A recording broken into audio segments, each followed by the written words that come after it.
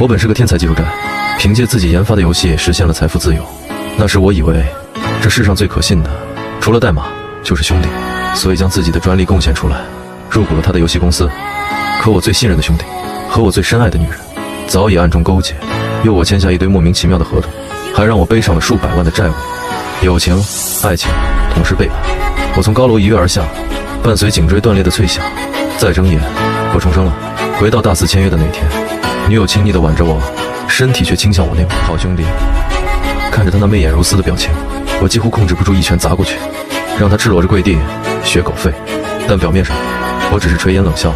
这一次，游戏规则由我定，我要你们血债血偿。我叫徐正浩，女朋友叫王杰，此刻坐在我们对面，正在喝咖啡的人叫李海涛。我们三人是大一入学时候在社团认识的。大学4年，我开发了一款小游戏，当时在我们大学里已经有了一些玩家，但数量不多，却也让我小小赚了一点钱。大3的时候，在李海涛的撮合下，我和王杰在一起，也就是从这时候开始，王杰总有意无意的让我将游戏拿出来，和李海涛成立一家公司。他告诉我开发游戏厉害，但李海涛擅长运营推广，而且家里还有些钱，只有这样，你这款游戏才能得到推广，另外还可以赚到足够多的钱，以后她嫁给我，才有钱买车买房。那个时候，我被王杰的甜言蜜语所淹没，心里也是真的爱王杰，想和他一块结婚。加上自己和李海涛的关系的确不错，李海涛不只是我们社团的人，还是学生会主席，社交能力也不赖。于是我一口就答应了下来。我将自己开发的游戏交给了李海涛运营，我们也签了合同。我作为有些技术入股，占据公司50%的股份。游戏运营起来一切都很顺利，并且很快就获得了更多玩家们的喜爱。从最开始的几千玩家，在短短不到2年内，游戏玩家变成了上千万。期间我们公司融资获利，而这一切的操作人都是李海涛。我作为一个维护游戏技术升级的人，对此一无所知。因为信任李海涛和女友，在2人的哄骗下，我还稀里糊涂的签了很多合同。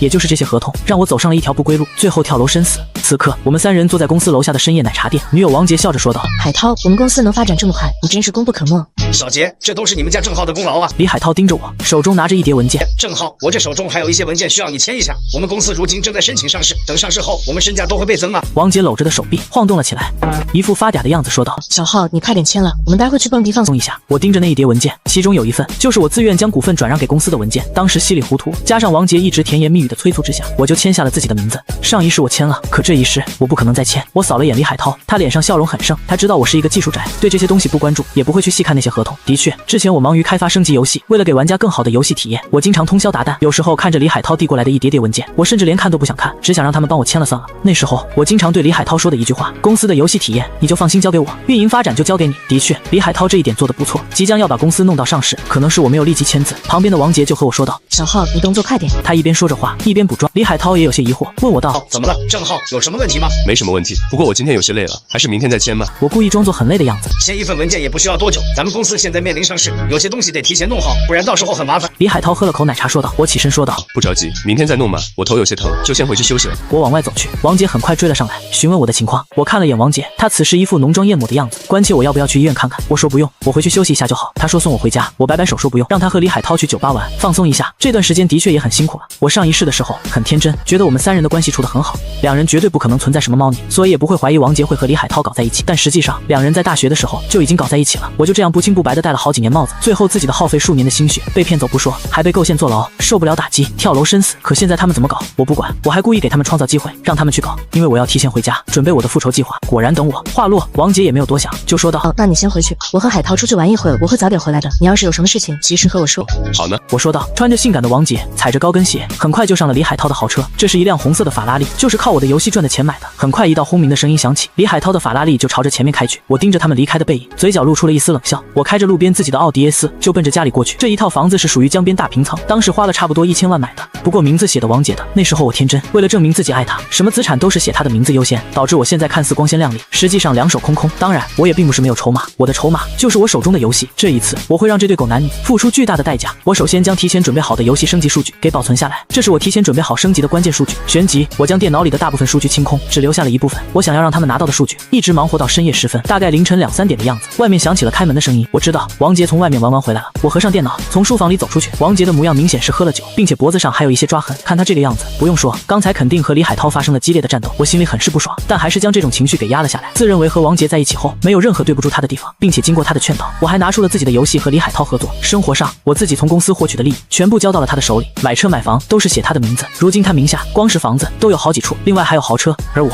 沉迷技术，对这些东西并不感兴趣，所以忙活了好几年，名下就只有一辆奥迪 A4。在公司更不用说了，我只和几个游戏部门的同事关系还不错，其余整个公司的架构和权力基本上都掌握在李海涛的手里。最近我还见了王杰的爸妈，准备商量结婚的事情。当时我还觉得王杰的爸妈通情达理，嘴里一直说着其余的东西不重要，最重要的是我和王杰幸福。可后来我才知道，王杰和李海涛搞在一起的事情，他们二老都知道，甚至还经常帮着两人圆谎。我大佬玩的怎么样？我语气平静地问道。王杰看到我的瞬间，眼神里明显闪过一丝慌乱，可能是还没收拾好战场。他有些意外地和我说道：“玩那还行，正好你不是感觉不舒服吗？怎么还没睡觉？”猫子习惯了。我说道：“那你现在感觉怎么样？”没什么事情了。王杰话锋一转：“那我先去洗澡，等会我们出来说。”我嗯了声，看着王杰穿着包臀裙，踩着高跟鞋往浴室走去。他后面的丝袜都已经被扯破，他该不会以为这种破绽我看不到吧？另外，看他的丝袜都成了这个样子，刚才的战斗肯定很激烈。等了1刻钟的样子，王杰裹着浴巾就走了出来。他和我说道：“正好，你今天怎么不去玩？没事，蹦蹦迪，放松放松，压力挺好的。最近公司不是要上市吗？我想着将一些东西准备好。”王杰一听我这话，点点头，说的也是。海涛最近为了公司上市的事情，可是付出了很多。他说着话，露出一脸心疼的样子。还有，海涛给你的文件，你要快点签。你要是没时间或者不想签，我们俩就签一个授权书，你让我去帮你签好了。王杰笑着说道：“不用授权书，你直接去签就成了。你现在都已经是我的未婚妻了。”我说道。王杰一听我这话，就反对道：“这肯定不行。虽然我是你未婚妻，但我们还没结婚，这种事情很严肃的。不然我现在去准备一份授权书，你签下名字，等明天到了公司，我快速将其余的文件都给签了。”他似乎有些着急了。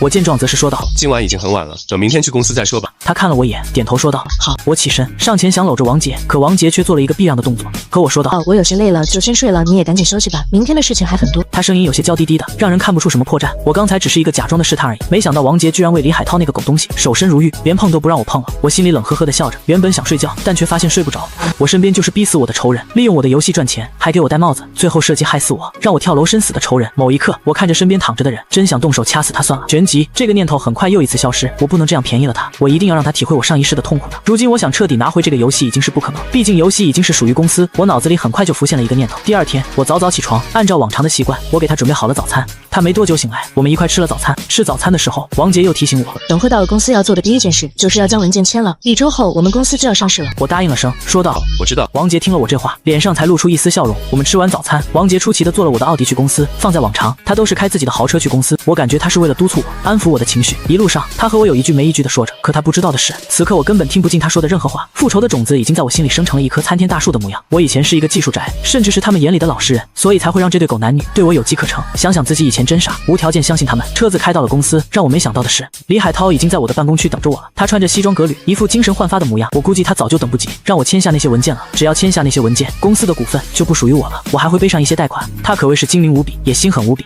正好你终于是来了，我这不是正常时间上班吗？没迟到吧？我盯着李海涛笑了笑。此刻我还发现李海涛的目光落到王杰的身上。今天王杰打扮的也很骚，两人眉来眼去了一眼，我心里冷呵呵笑着。不过这种情况，我依旧装作不知道。我说完这话，李海涛明显愣住了几秒，他看了戴在手腕上限量版的百达翡丽手表，听他说花了100万人民币买的。可是我太着急了，现在公司事情多，你也知道，有些事情需要早点处理。李海涛尴尬的说道。王杰也说道：“最近公司的事情忙得昏头转向，正好你要多理解一下海涛的不容易。”我看着两人一唱一和，心里冷呵呵笑着，眼底也露出了一抹寒意。我点点头，去你的办公室说吧。李海涛脸上浮现了一抹笑容，点点头说道：“好。”我们3人到了李海涛办公室，他的办公室是整个公司最豪华的，面积很大，空间也很足，并且有着巨大的落地玻璃。站在落地玻璃前，可以俯瞰整个城市的景色。我刚到了他办公室，他就迫不及待地将之前那一叠文件给拿了出来。正好时间不等人，这些东西你还是要尽快签好。李海涛说道。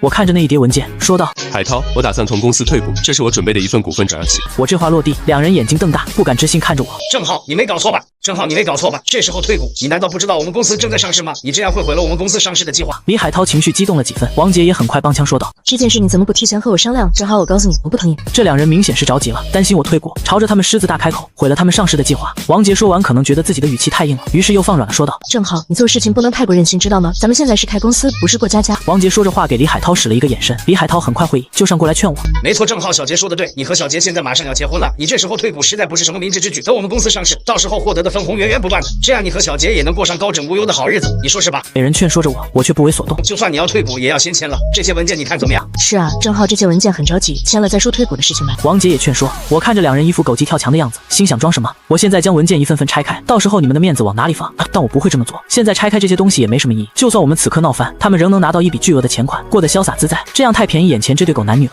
海涛小姐，其实这件事我早就考虑过了。我最近去了医院检查了一下身体，医生说的我身体已经完全处于消耗的状态，必须要休养，否则就怕有命赚钱没命花钱。我淡淡的说道。那你也不能退股，你可以签个文件回去休养，我做主放你一段时间长假。李海涛说道。王杰也说道。没错，小浩，为了我们的幸福，你不能这么任性，签了这些文件回去休养也可以。两人继续口蜜腹剑劝说我看了眼两人，旋即说道。海涛，你先看看我给你的文件。徐海涛回神，拿起文件看了看，原本脸上的急色逐渐消失，相反出现了一丝疑惑。王杰见状问道。怎么了，海涛？正好你确定这些股份你只要1个亿，然后其余的转让给小杰是吗？转给小杰吧，以后他就代替，是我在公司吧。我说道。王杰一听我这话，脸上浮现了惊喜之色，当即说道。真的吗？小浩，我真的太感动了。没事，我们马上都要结婚了，这些东西给你，也等于是留给我自己。这些日子我正好想休息一下。我说道。李海涛和王杰听到这话，脸上浮现了喜色，他们可能也没想到我会主动将自己的股份交出去吧，而且公司上市价值必定在100亿之上，如今我只要小小的1个亿，他心里不知道多爽吧。王杰也是如此吧，两人都是一副喜滋滋的神色。好，既然你已经想好了这份协议，我也觉得没问题，那我就签了。李海涛试探性问我签吧，我说道。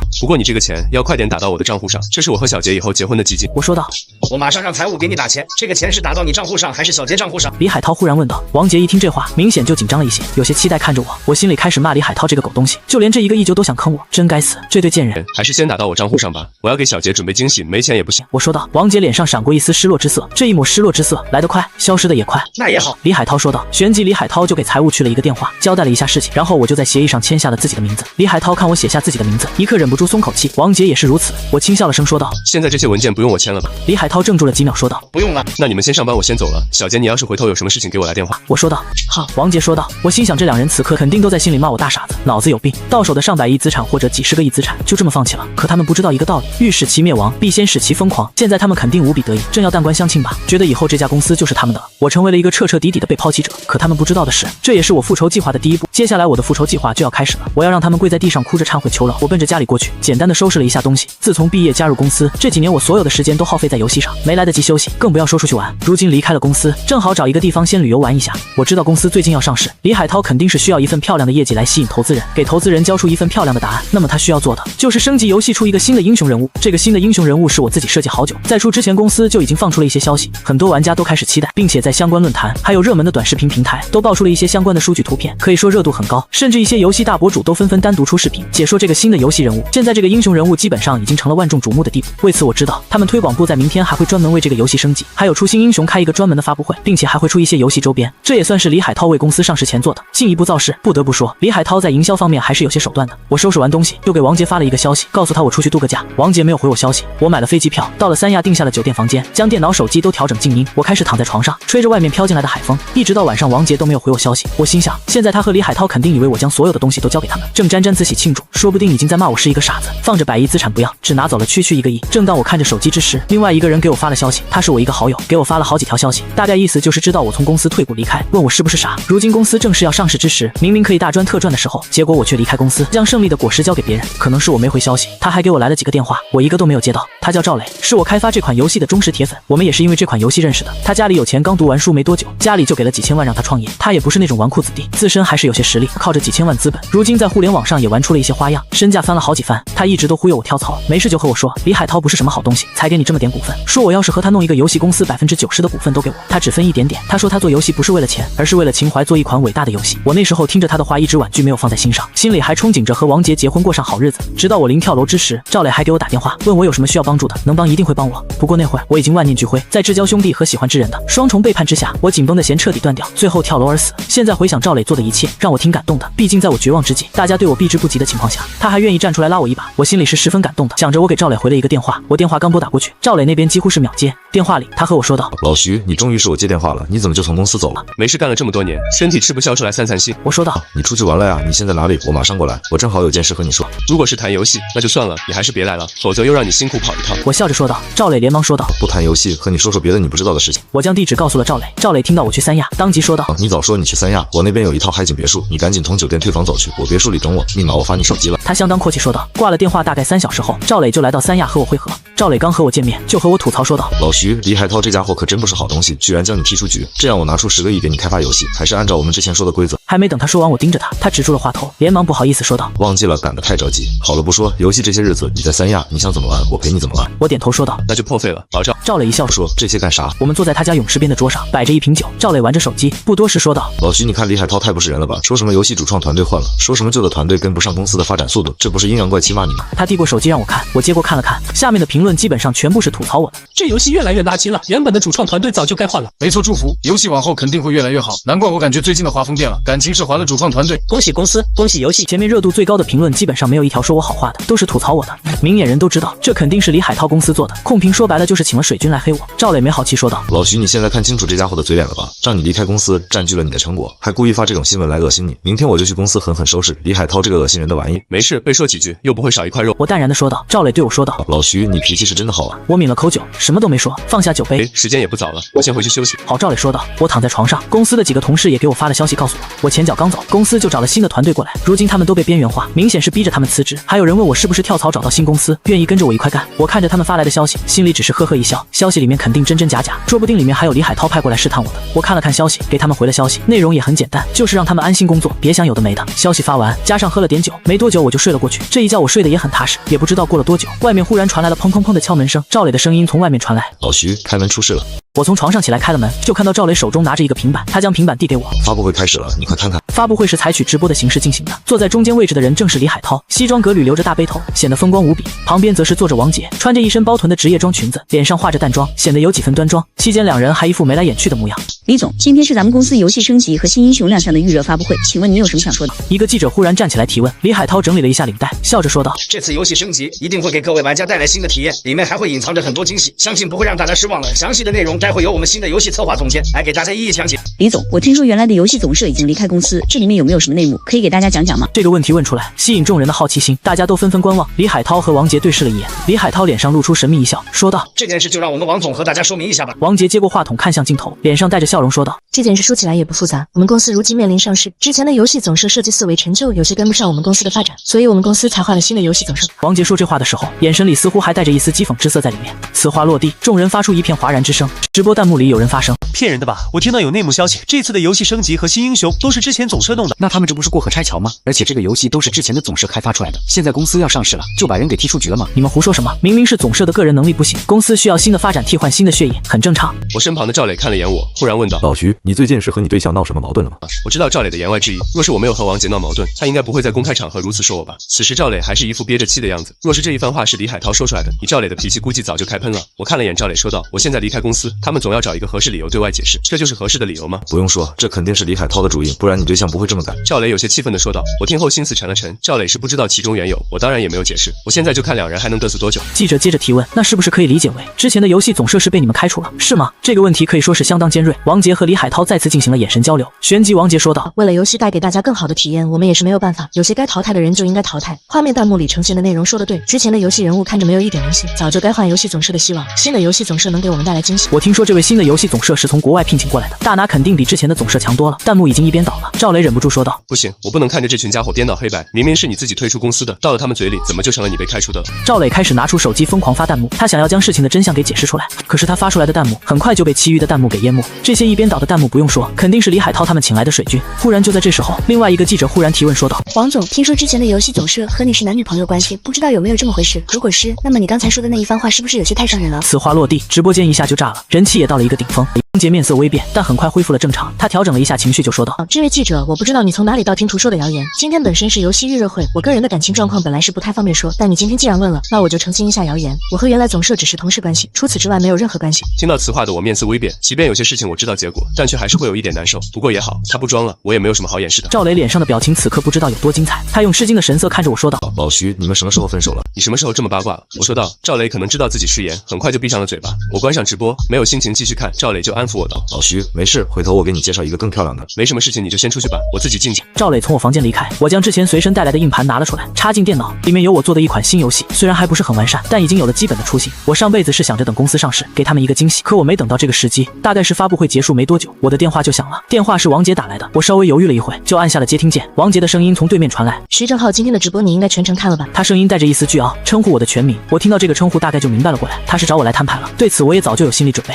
我冷笑说道：“看了怎么了？我现在是来通知你的，我们分手吧。”徐正浩，我没想到你真的没有事业心。如今你离开了公司，我们俩生活和事业都没有任何交集，不是一路人也走不到一块去了。你应该明白我意思吧？王杰说这话的时候很直白，没有丝毫顾忌的情绪。若是上辈子，我肯定会被这一番话伤得遍体鳞伤，但现在重生我不在意。他说什么？他话还没说完，我就打断他的声音说道：“好了，我同意。”他微微怔住了几秒，可能是没想到我答应的会这么爽快。他对我说道：“徐正浩，你难道就没有别的什么想说的了吗？”还说什么？你要分手，我同意，以后我们没有任何关系。我声音冷漠，说完我就挂断了电话。我刚挂断，却没想到他再次打来。我按下接听键，他说道：“既然我们分手了，这些车子、房子都是我的了，没问题吧？”我说完再次挂断电话。那些车子、房子本身就是写着他的名字，我们也没有领证，算不上婚内财产，就算我争也应该拿不回来，所以我也根本没打算要啊。接着我将手机关机开始，电脑在上动了起来。这个游戏是我策划已久，也花了差不多1年时间打造的。接下来3天我全身心投入。赵磊期间喊我出去玩、散散心什么的，说给我找了很多漂亮年轻的妹纸陪我，都被我给拒绝了。终于在3天后我将事情完成，也是这一天，李海涛和王杰的游戏公司申请上市成功，并且进行敲钟游戏，也在这时候升级。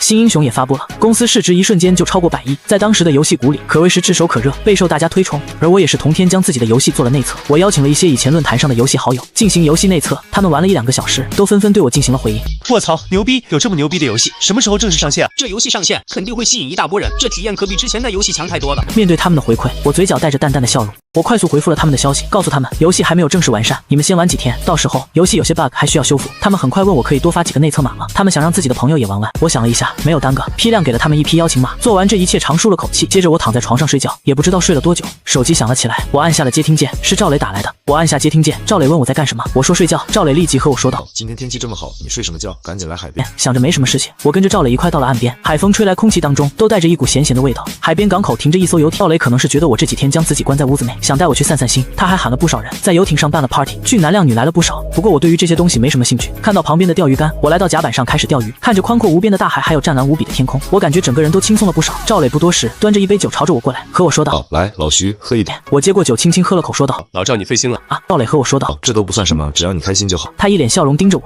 我看着有些怪怪的笑容，忍不住说道：“老赵，你这么看着我干什么？我可不好。”南风的赵磊听到我的话，微微一怔，反应过来骂我道：“你去死！老子喜欢女人。”正开玩笑聊着天，我的鱼竿忽然动了，我快速上前，一把抓住鱼竿水下的鱼，挣扎的力气很大，我耗费力气钓鱼竿往回拉，但很快又被拉回去一些。赵磊见到这种情况就想上前来帮忙，我对赵磊说道：“不用你，我自己来。大鱼现在上钩了。”僵持了大概10来分钟的样子，水中的鱼像是也耗费了力气，我用力往上一拉，大鱼很快就被拽了上来。赵磊看到被拽上来的大鱼，脸上也露出了兴奋的笑容，说道：“老徐厉害啊，这么大的鱼也被你钓上来了。”我看着躺在甲板上的大鱼笑了笑，没有多说什么。却在这回，我的手机响了，我看了眼来电显示，发现是李海涛打来的。我没有接电话，而是打开了他们公司游戏论坛，结果就看到了好多吐槽。新游戏就像是一条死鱼，没有一点表情，一点都不生动，还有那技能，简直就像是70、80岁的老大爷。就这还升级后，什么狗屁游戏啊！我真的服了，没有一点游戏体验。往下翻，到底全部是吐槽的帖子。赵磊可能是见我看得认真，就凑上来看了看。没多久，赵磊就发出了笑声，哈哈，活该。我嘴角也露出了一丝笑容。就在这时候，李海涛的电话又打来了，我还是没有接。赵磊有些担心的对我说道：“老徐，你该不会帮他们吧？他们这样对你。”赵磊在我耳边叽里呱啦的一番，我听着他说话，心里蛮感动的。我知道他是为了维护我，不过这种情况我怎么可能帮他们？这一切就是我设计的局。他们眼看着公司就要上市，迫不及待的想将我给搞死，我自然也要为他们准备一些惊喜。如今我准备的惊喜已经起到了作用。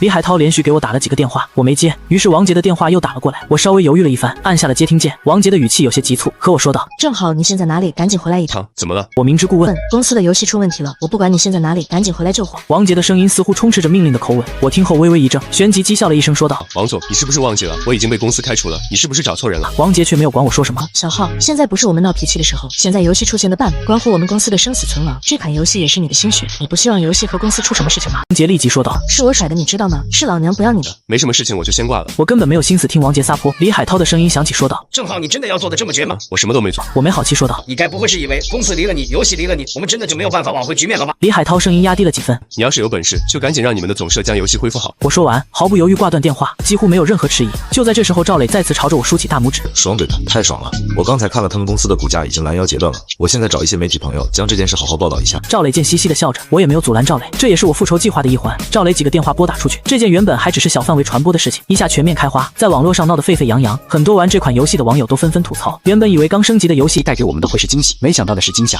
当初发布会说的有多精彩，现在就有多打脸，这和原来的总社相比，简直一个天上和地下。快请原来的总社回来吧，不然我要卸载游戏了。李海涛公司被喷得很快，将游戏暂时停服，他们哪里还敢继续打开游戏对外公布？正在修复游戏当中。就在这时候，我看到评论区里出现了一条评论：游戏是我的心血没错，但现在游戏已经不归我管，我也不是公司的人，你们出任何事情和我1毛钱的关系也没有。我说完挂断了电话，旁边的赵磊立即对我竖起大拇指，夸奖我说道：老徐干得漂亮，就是要这样做，太解气了。我淡淡应声，却在这回我的手机又响了起来，还是王杰打来的。我按下接听键，王杰开口就和我说道：小浩，我知道我和你分手在发布会上说的那些话对不住，但现在不是你耍小性子的时候。就算我们分手，你和我还有海涛不还是好朋友吗？好朋友遇到困难，你是不是也应该帮忙？他絮絮叨叨说着，我根本就没有回答。这时候我听到电话那头传来声音，让我和郑浩说吧。不多时，李海涛的声音从对面传来：郑浩之前发布会上的小杰说的话是有些不妥，我作为公司老总没有阻止小杰，这件事是我做的不对，我代表小杰还有我给你郑重道歉，对不起。我听到对不起3个字，心里忍不住冷呵呵一笑。事到如今，他还在老子面前演戏。我知道小杰和你分手对你的伤害也挺大的，我作为中间人，我可以撮合你们重新在一起。现在公司刚上市，因为受到游戏的影响，公司股价已经开始下跌了。郑浩，我希望你以大局为重。李海涛一副语气诚恳的样子，我见状就说道：公司的事情和我1毛钱关系都没有，公司是否倒闭我也不关心。至于和王杰分手，我开心还来不及，怎么可能还和他复合？我话落，还没等李海涛回答，王杰的声音就有些破防，从对面响起：徐正浩，你什么意思？没什么意思，字面意思。我淡淡的说道：你们听说过一款新游戏吗？现在正在内测，很好玩，游戏体验帅。这条游戏10条街不止。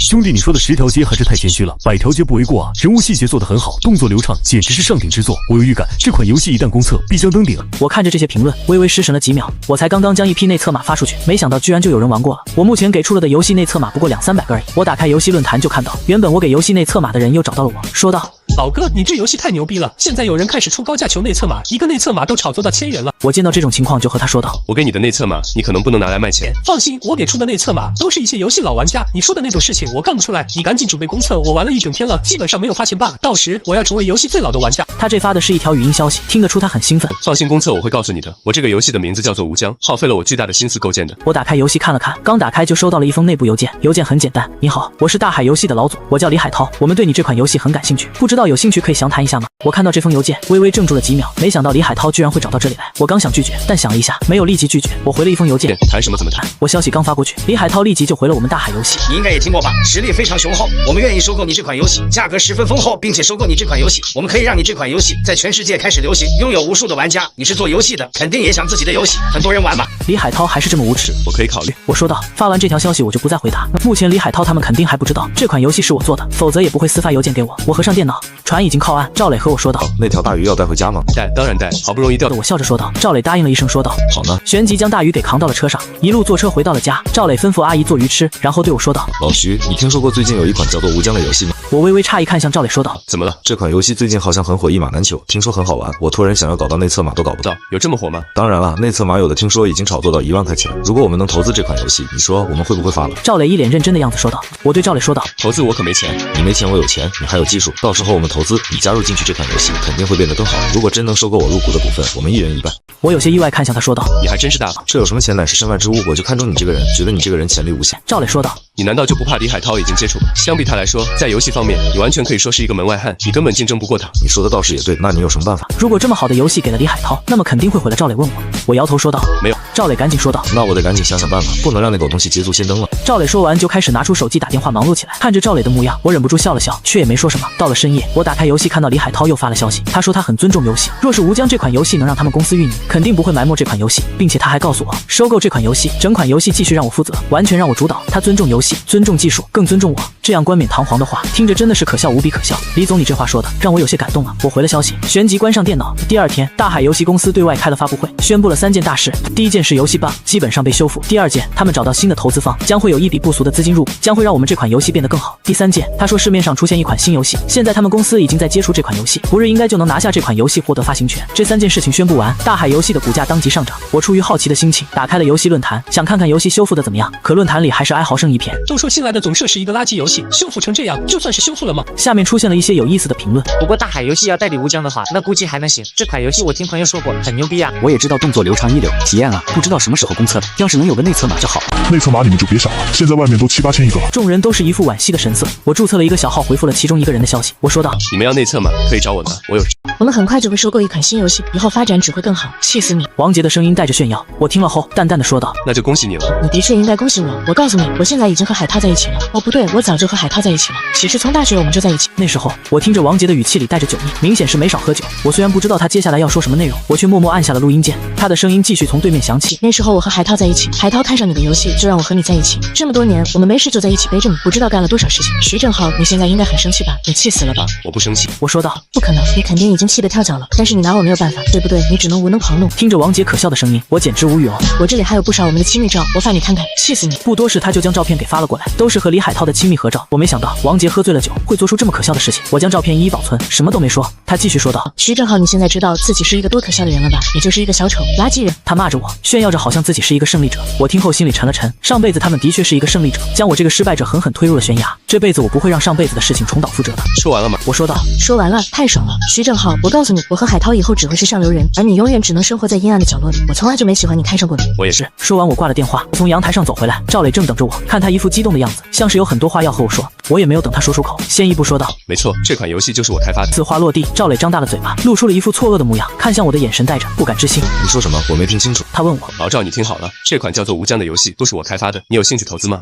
玩，当然玩。赵磊眼睛瞪大，一副不敢相信的样子。盯着我，你真有啊？老徐，有我给你。我话落，就给了赵磊一个内测码。赵磊接收到我的消息，一脸疑惑看着我，好像还有些不相信似的。这是真的吧？老徐，我白了眼。赵磊说道：“一个内测码而已，你要多少我有多少。”少吹牛了，我先去看看是不是真的。赵磊兴奋地跑到了电竞房，很快就下载了游戏，开始玩了起来。输入内测码的一刻，成功进入游戏。赵磊激动地喊道：“老徐，你这验证码是真的？你哪里搞的？”我对赵磊说道：“老赵，我刚才不是和你说了吗？这游戏内测码你要多少有多少。”赵磊听了我的话，明显有些没有反应过来，眼神诧异看着我。你刚才说什么？老徐？我没有继续回答，而是转移了话题，说到没听到，算了。我转身朝着客厅里走去，几秒钟后，赵磊很快就追了上来，对我说道：“老徐，我刚才没听错，你是说内测码你要多少就有多少是吧？”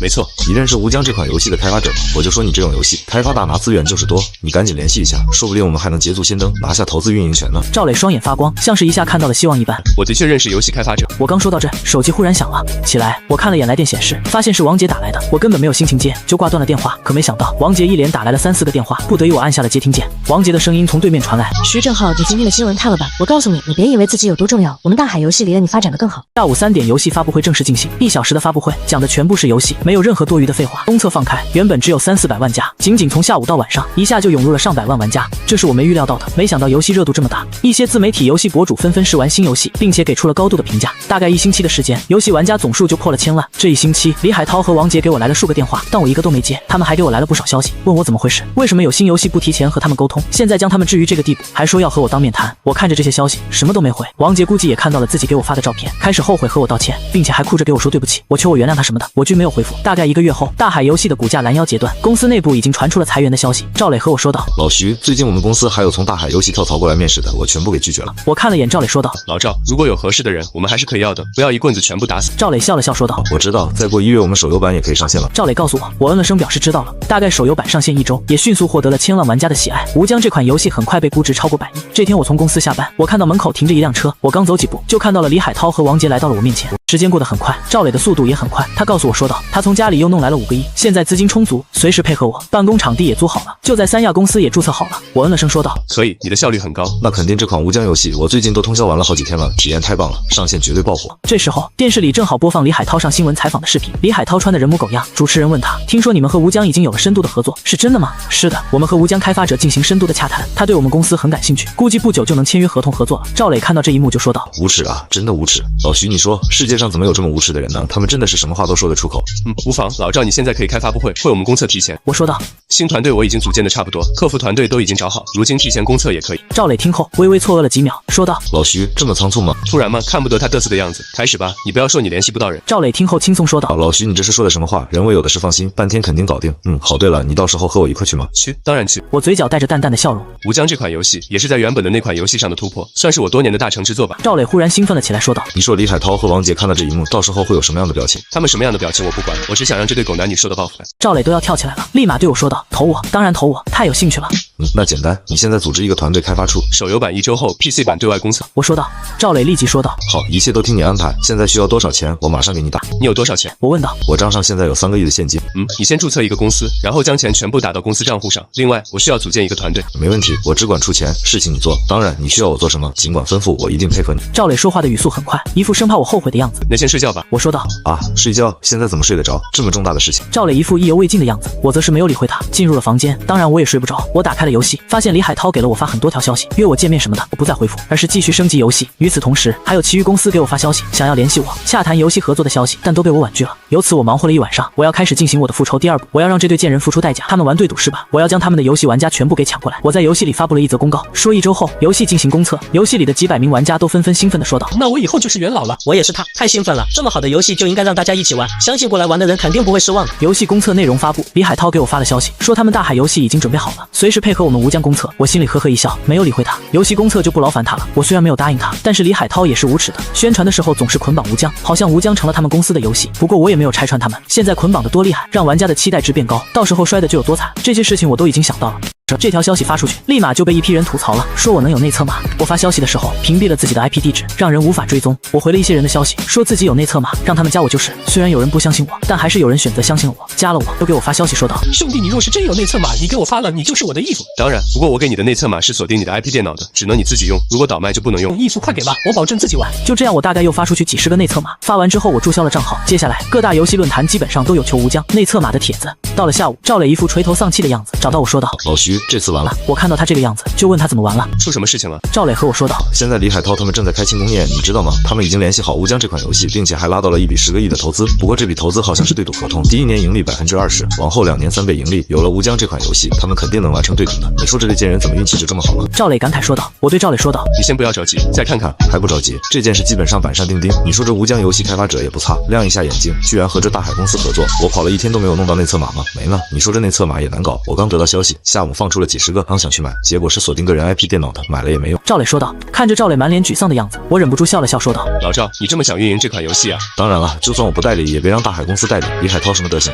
买下了一款游戏。赵磊有些气愤地说道。我对赵磊说道：我这里有内测码，你要玩吗？2人都没有昔日意气风发的样子，有的只是狼狈模样。以往精心打扮的王姐，今天也有些落魄粗糙。2人来到我面前，我看着他们满脸冷漠，问道：你们来干什么？李海涛抬手就给了自己一个耳光，说道：郑浩，之前的事情是我们对不起你，但求你给我们一个机会。王姐也说道：你不给我们机会，我们会死的。看在我们3人的往日的情分上，你不要赶尽杀绝可以吗？给我们一条活路。我冷眼看着2人活路。你们有给过我活路吗？我心里冷呵呵笑着，说道：不好意思，凡事都要靠自己，你们落到这个地步，完全是咎由自取。话落我往前走去，刚走了没几步，2人追了上来。让我没想到的是，李海涛和王杰忽然扑通一声跪在我面前求饶，让我给他们一次机会，模样要多可怜就有多可怜，只是可怜之人必有可恨之处。不好意思，你们什么下场和我1毛钱关系都没有。但说完这句话，我顿时感觉舒爽无比，我大步离开，丢下2人。从这以后2人还来找过我数次，我都没有理会。大概1年后，大海游戏公司倒闭，公司对赌失败，2人巨额债务缠身，李海涛不堪压力，最后跳楼身亡。王杰也受不了刺激，神经出现了问题，被送进了医院。我听到这个消息后，内心没有丝毫的波澜，只觉得他们落到这个地步，全部是咎由自取。